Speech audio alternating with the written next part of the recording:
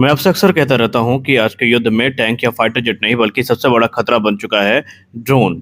वो सस्ते होते हैं लेकिन बेहद घातक होते हैं। अगर ये झुंड में आ जाएं तो फिर सबसे मजबूत एयर डिफेंस सिस्टम भी इनके सामने फेल हो सकता है।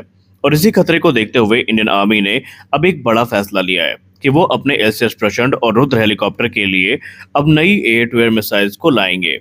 लेकिन सवाल अभी ये है कि ये मिसाइल कौन सी होंगी, कितनी खतरनाक होंगी, क्या ड्रोन के लिए इनको हम इफेक्टिव मान सकते हैं और क्या भारत इन्हें खुद से बनाएगा। आइए जानते हैं पूरा मामला डिटेल में। नमस्कार दोस्तों, आप देख रहे हैं वी नेशन ट्रिपल वन, जहां हम बात करने वाले हैं इंडियन आर्मी की एक नई एंटी ड्रोन वॉरफेयर स्ट्रेटजी के बारे में। चलिए शुरू करते हैं। देखिए, आज इंडियन आर्मी के पास मुख्य दो अटैक हेलीकॉप्टर हैं। पहला है हमारा एलसीएस प्रचंड और दूसरा है हमारा एएलएच रुद्र।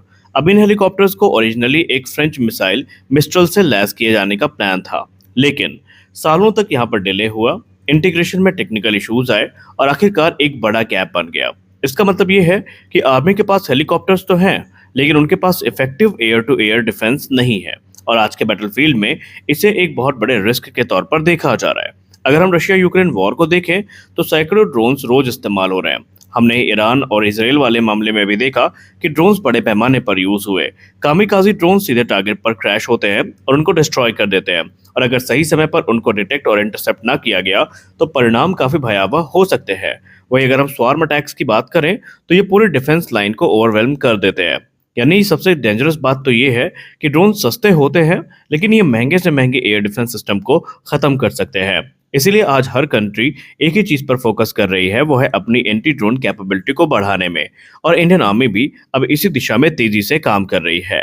आर्मी ने जो रिक्वायरमेंट रखी है वो काफी एडवांस है। उन्होंने कहा कि हमें नई मिसाइल्स चाहिए जिनमें कुछ फीचर्स हैं जो कंपलसरी होने चाहिए, जैसे कि हीट सीकिंग होनी चाहिए, ये इंफ्रारेड गाइडेड होनी चाहिए ताकि टारगेट के हीट सिग्नेचर को ये ट्रैक करके उनको डिस्ट्रॉय कर सके।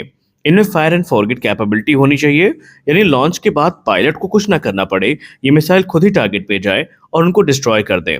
और कम से कम 7 किलोमीटर या उससे ज़्यादा की जो रेंज है ये होना बहुत ज़रूरी है, ताकि सेफ डिस्टेंस से हम जो एंगेजमेंट है वो कर सकें। इसके अलावा 90% से ज़्यादा जो किल प्रोबेबिलिटी है वो यहाँ पर होनी चाहिए, यानी एक ही शॉट में टारगेट खत्म हो जाए, इसकी पूरी गुंजाइश रहे। लेकिन सबसे खास बात, ये सिर्फ ड्रोन्स के लिए नहीं होंगी। ये मिसाइल्स कैपेबल होंगी ड्रोन के साथ साथ लोइटरिंग म्यूनिशन, एनिमी हेलीकॉप्टर्स और कुछ कंडीशंस में फाइटर जेट को टारगेट करने के लिए भी। यानी एक मल्टी रोल कॉम्बैट मिसाइल की रिक्वायरमेंट इस समय इंडियन आर्मी ने सामने रख दी है। अब आप सोच रहे होंगे कि जब हमारे पास एयर डिफेंस सिस्टम है तो हेलीकॉप्टर्स की क्या जरूरत। इसका आंसर है फ्लेक्सिबिलिटी। हेलीकॉप्टर्स लो एल्टीट्यूड पर उड़ते हैं, स्लो स्पीड पर ऑपरेट करते हैं और विजुअल ट्रैकिंग कर सकते हैं। इससे वो आसानी से स्लो ड्रोन्स को डिटेक्ट करके उन्हें तुरंत एंगेज कर सकते हैं। और यही कारण है कि अब हेलीकॉप्टर्स को लास्ट लाइन ऑफ डिफेंस माना जा रहा है। आपको बता दें कि सबसे इंटरेस्टिंग कॉन्सेप्ट यहीं से आता है, वो है सेल्वो फायरिंग। इसका मतलब ये है कि एक के बाद एक मल्टीपल मिसाइल्स फायर करना, ड्रोन स्वार्म को एक साथ डिस्ट्रॉय करना। ये जरूरी इसलिए है क्योंकि अगर 20 ड्रोन आ रहे हैं और आप एक एक करके शूट करेंगे तो बहुत देर हो जाएगी। इसलिए आर्मी चाहती है फास्ट रिस्पॉन्स, मल्टीपल एंगेजमेंट और हाई एफिशिएंसी।